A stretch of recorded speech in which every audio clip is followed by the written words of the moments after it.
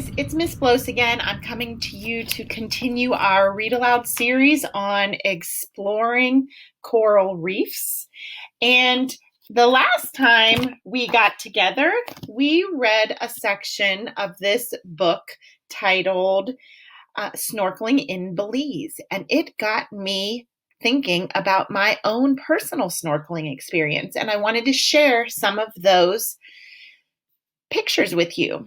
So I was able to have this beautiful life experience down in the Florida Keys in Fort Jefferson at the Dry Tortugas National Park.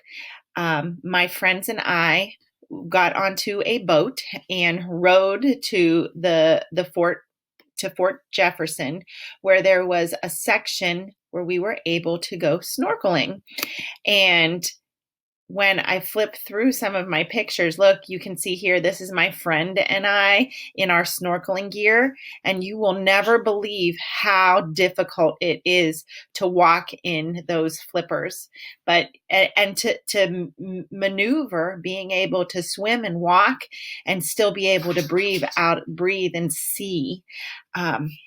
Here's another picture of me with my snorkeling gear, and you can see how crystal clear blue that water was. It was amazing, the experience we were able to have.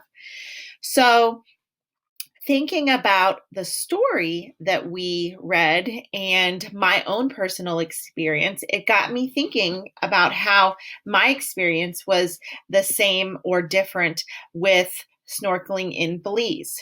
And today, I want you to keep thinking about that question.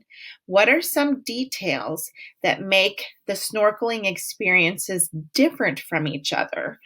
As we continue our research and read Joe Baron Goes Snorkeling.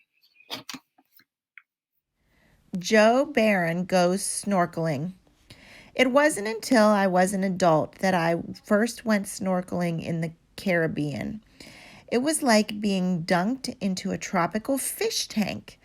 In my adventures, I have startled a baby octopus, fed tuna to a ravenous rays, and even got bonked on the head by a barracuda. You don't have to be able to swim great distances or dive deep, and people of all ages can enjoy snorkeling. Like television travel host Samantha Brown, I visited San Pedro town in Belize. I joined a group led by Lil Alphonse, the same guide who introduced Samantha to snorkeling. We boarded Alphonse's boat along with another guide, Giovanni.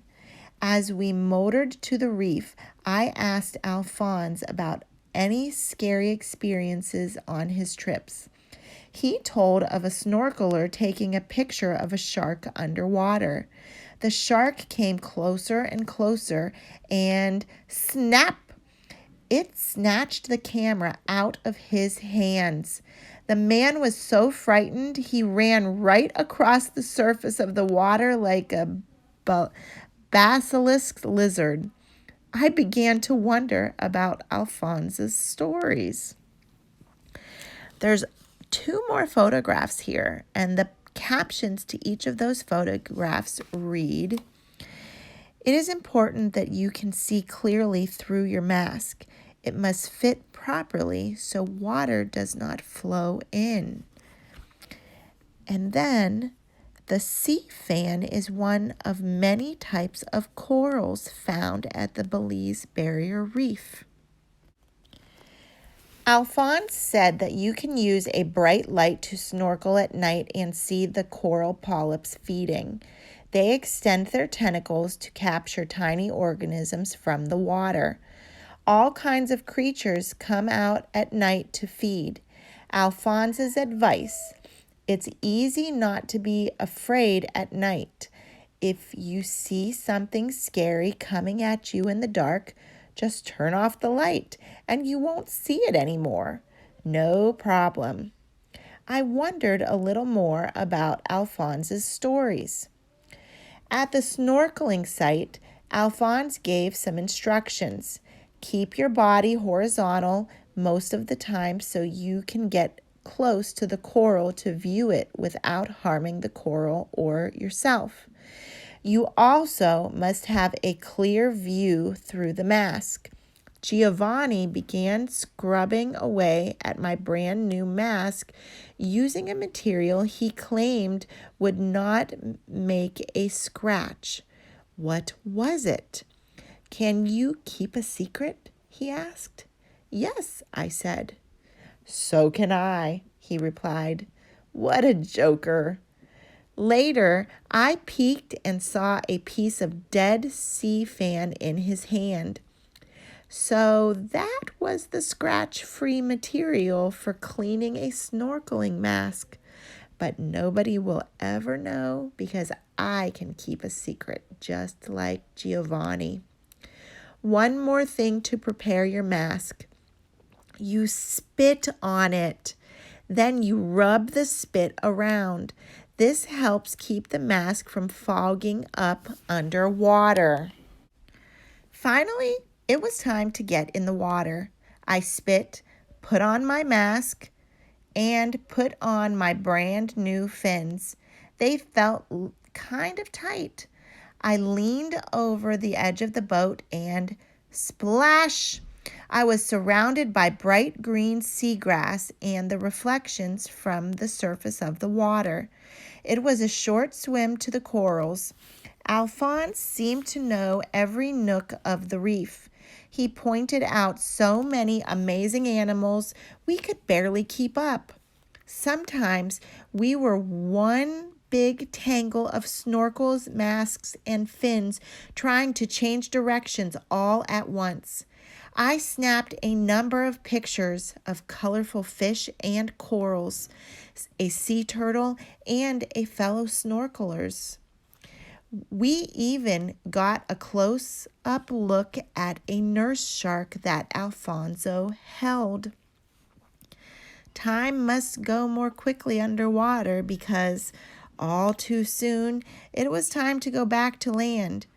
As we clambered aboard, Alphonse announced that someone had snorkeled the whole time with the small plastic inserts that you're supposed to remove from the fins before you put them on your feet. We all had a big laugh, but I can tell you, it's uncomfortable when you leave those things in while snorkeling. There is below this text, there is a picture of a sea turtle. A sea turtle paddles by the sea grass near the reef. And there's another photograph that reads, Alphonse and a swimming companion, a horse-eye Jack.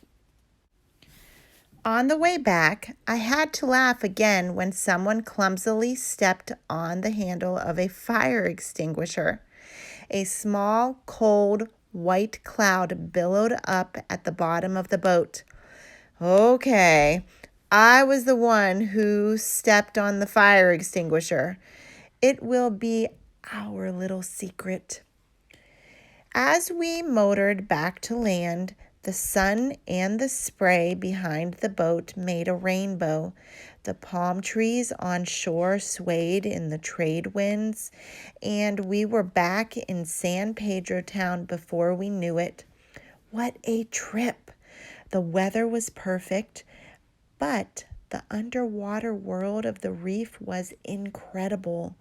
And on this trip, a new first for me, I got to hold a nurse shark, and nobody had to hold my hand.